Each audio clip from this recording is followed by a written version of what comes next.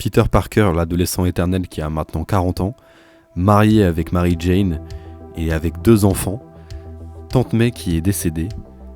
Et non, ce n'est pas un rêve de fan, c'est bien Ultimate Spider-Man, le début d'un nouvel univers, l'univers Ultimate. Un nouveau début pour l'homme araignée qui va devoir jongler entre sa vie de famille et sa vie de super-héros.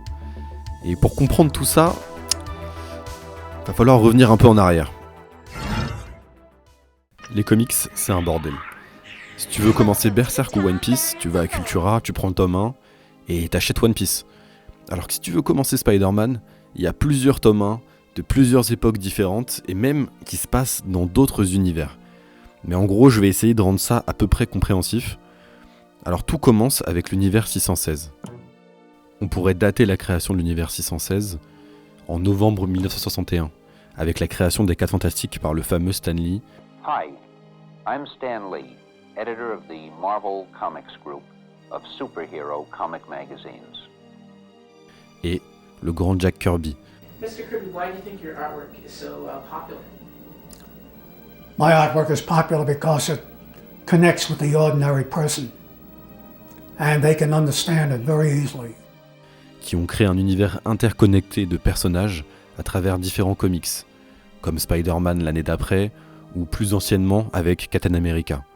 C'est le début de l'univers moderne de Marvel. Du coup, l'univers 616, qui est la continuité principale des comics Marvel jusqu'à aujourd'hui. C'est là-dedans où se passent tous les événements majeurs. De 1961, et même rétroactivement jusqu'à 1941, avec la création de Captain America par Joe Simon et Jack Kirby, jusqu'à nos jours, l'univers 616 a contenu la création de personnages emblématiques et des grands événements comme la mort de Gwen Stacy, le fameux Giant Size X-Men, Mutant Massacre, Born Again, la saga de l'infini. C'est un univers gigantesque qui a grossi au fil des années. Mais en 1996, déclenché par une série de problèmes financiers, y compris des obligations non garanties de plusieurs centaines de millions de dollars, Marvel fait faillite.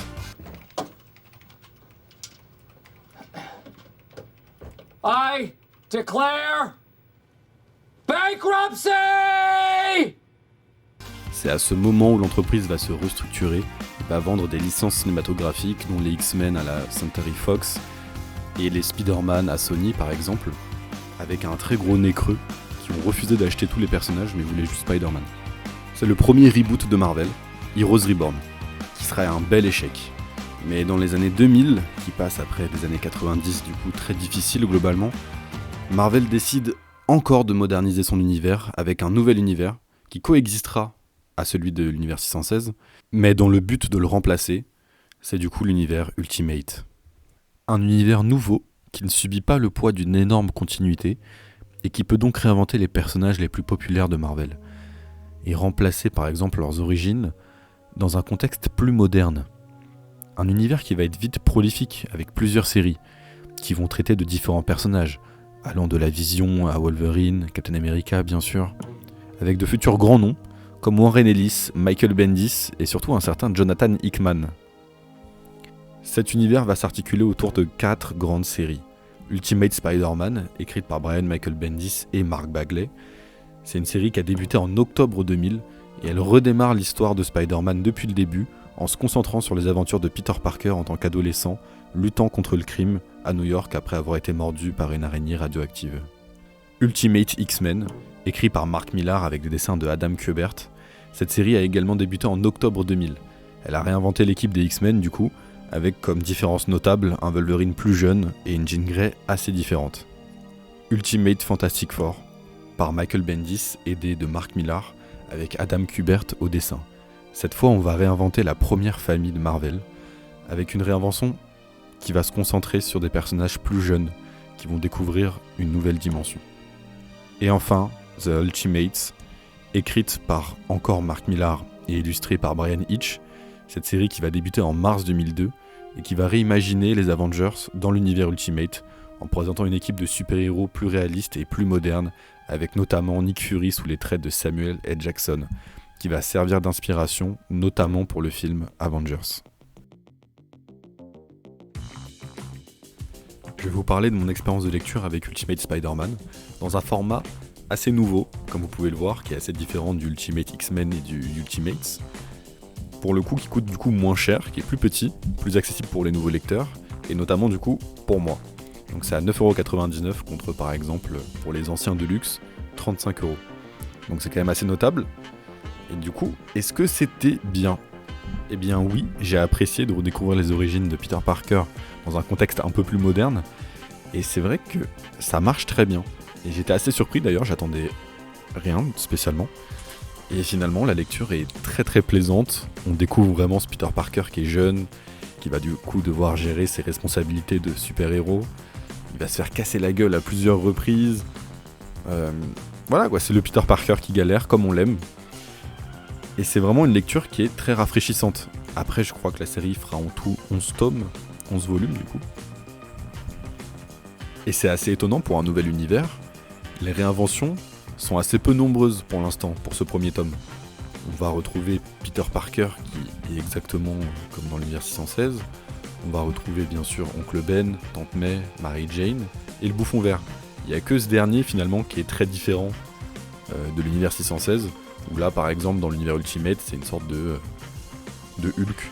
Ce qui est pour le coup pas très bien. C'est une des rares choses que j'ai vraiment pas trop aimé du récit.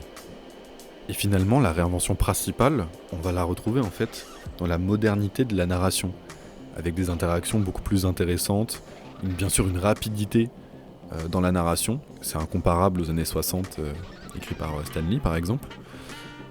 Et du coup, le récit est plus accessible pour les nouveaux lecteurs, et je pense que les anciens lecteurs prennent plaisir du coup à retrouver certains personnages qui sont légèrement différents. Et du coup, le comics marche toujours aussi bien maintenant, alors qu'il a plus de 20 ans, même si on le ressent quand même en termes de dessin, de découpage des cases notamment, je trouve. Mais ça reste très agréable à lire. Et donc je pense que c'est une très bonne porte d'entrée pour l'univers de Spider-Man pour certains nouveaux lecteurs. Ultimate X-Men. Alors là, du coup, on a affaire à mon équipe favorite. Et du coup, est-ce que j'ai aimé ou pas ? Eh bien oui. Et c'est une lecture qui est assez vieille d'ailleurs. Donc j'ai lu les 3 tomes de Mark Millar. Donc j'ai le run complet en Marvel Deluxe. Et du coup, je pense que ça finira par sortir dans la nouvelle édition pour ceux qui auront envie de lire. Pas cher du coup, à 9,99€. Je fais pas la pub, mais si Panini veut me filer quelque chose, je veux bien. Et vraiment, j'ai trouvé ça très très cool. Donc on a vraiment du coup une réinvention encore des X-Men, du coup plus moderne. Mais cette fois, finalement, on va se concentrer comme pour Ultimate Spider-Man sur ce qui marche avec les X-Men. Donc on va avoir du Magneto, on va avoir du Charles Xavier, on va avoir du Hellfire Gala pour les connaisseurs, les Sentinelles bien sûr. Et j'ai vraiment eu l'impression de lire quelque chose d'assez frais, mais finalement très classique. On va retrouver tous les poncifs habituels des X-Men, sachant que j'ai lu plus de comics X-Men que de comics Spider-Man, donc je pense aussi d'où cet effet-là. Mais c'est pas très dérangeant, au contraire j'ai bien aimé de redécouvrir certains personnages qui sont assez différents, mais pas énormément. On va retrouver du coup Cyclope, Wolverine, Jean Grey, Colossus, Iceberg et Tornade. Et on va les découvrir au début. Donc ils vont apprendre à se connaître.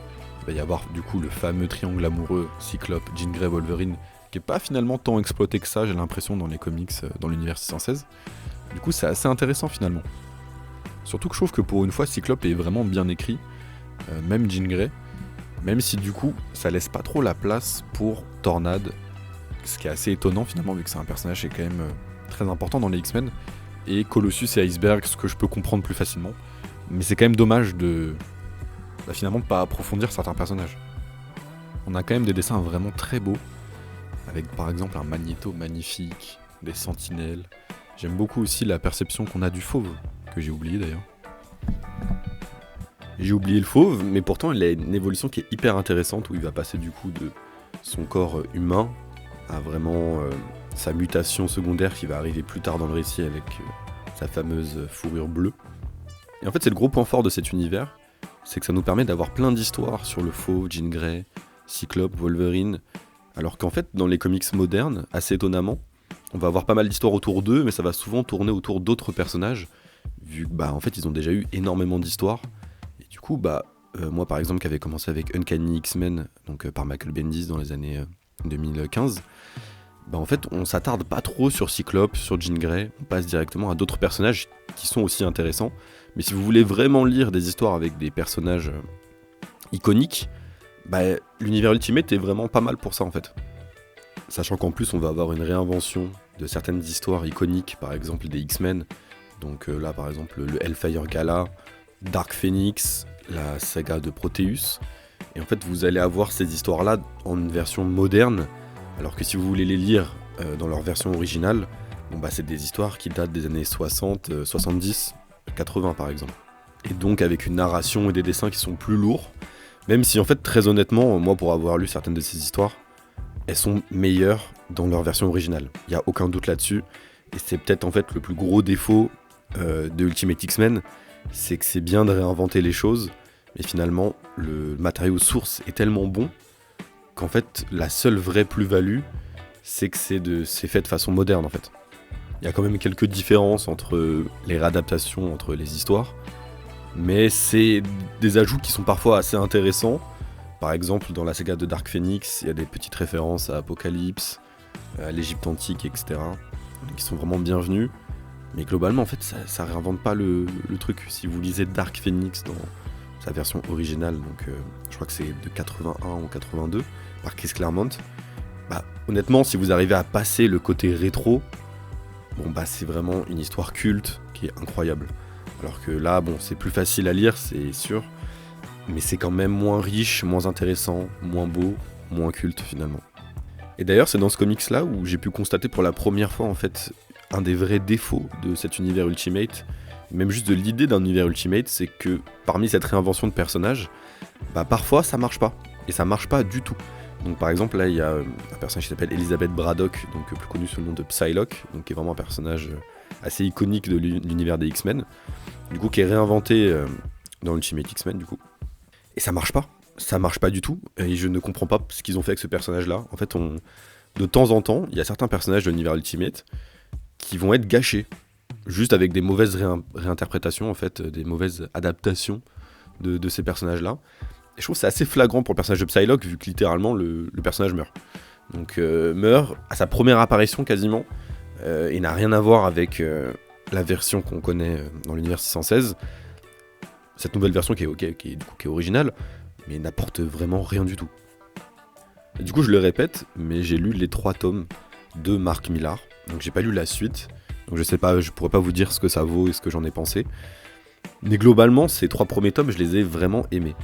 En plus, ces 3 tomes forment une sorte de grand récit un peu complet.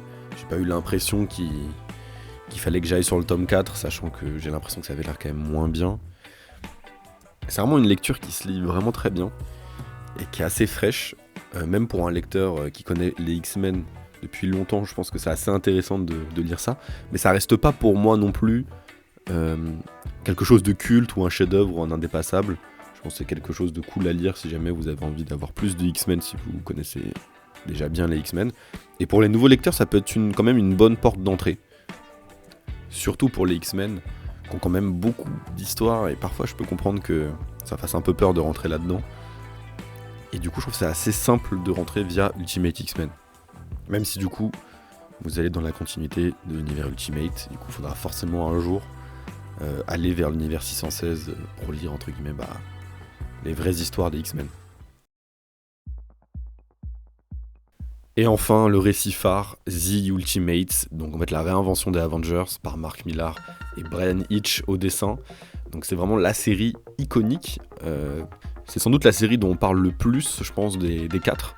Notamment car elle est une des inspirations du film Avengers, qui a eu un succès énorme.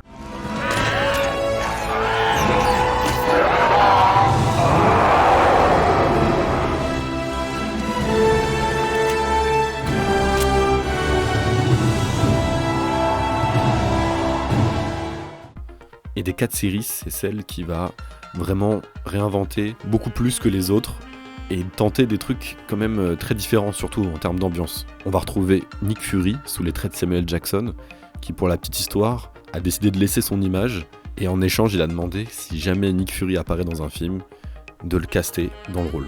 Who the hell are you? Nick Fury, mother...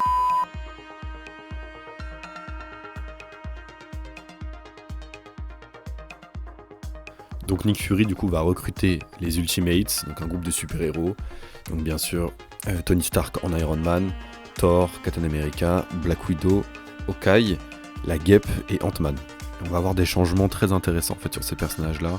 Donc par exemple Thor, qui est une sorte de hippie, c'est pas vraiment s'il a des pouvoirs ou pas.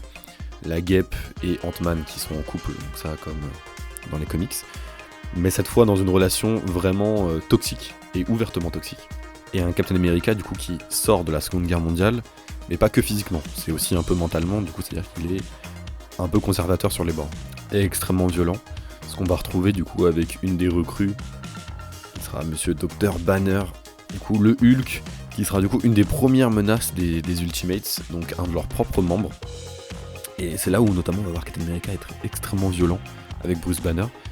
Et en fait, à part combattre le Hulk une fois, en fait il va pas y avoir vraiment de vilain dans ce comics, vu qu'il va être une équipe de super-héros sans super-vilain, ce qui est assez cool. Donc on va avoir beaucoup d'interactions entre les personnages. À la fin du récit, on va quand même avoir le droit à notre gros climax avec un gros vilain.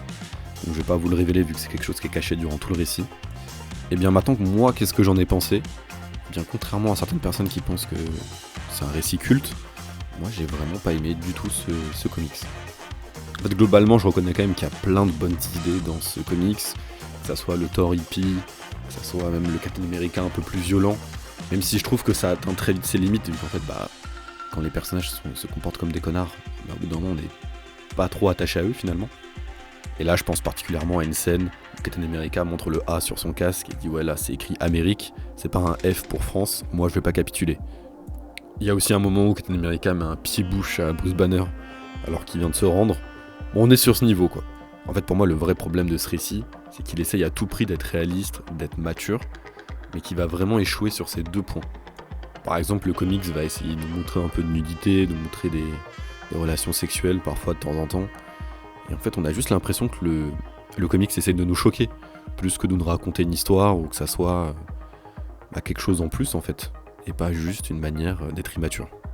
Et le côté réaliste va marcher au début du récit, mais en fait, dès qu'on va découvrir la menace, ça disparaît totalement quoi. C'est ridicule, c'est même risible.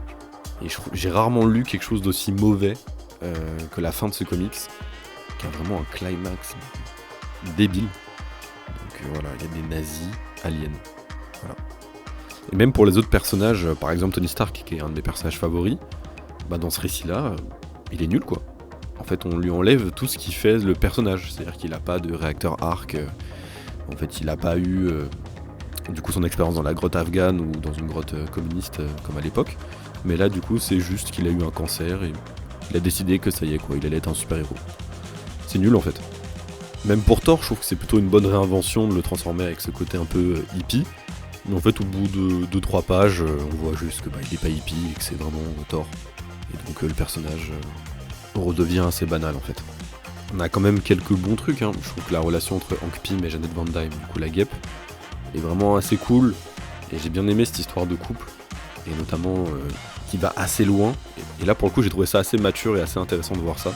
Et les interactions entre personnages bien sûr sont quand même très très bien écrites. Mais à part ça, franchement, passez votre chemin. Surtout que ça c'est le tome 1. Donc si vous voulez lire le tome 2, l'histoire c'est Tony Stark et Black Widow qui font une sextape. Et cette sextape fuite. Voilà. Donc on est à ce niveau-là de maturité. Mais bon, c'est quand même une série qui a marqué.